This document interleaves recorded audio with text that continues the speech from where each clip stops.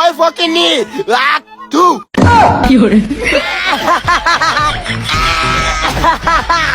এইটা কি করলি? আয় ওরে মা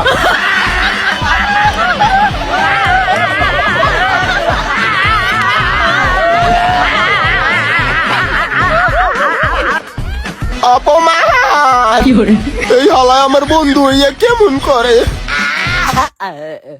এইটা কি করলি?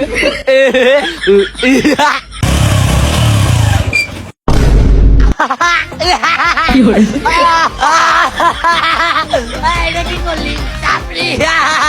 আয় ওরে মা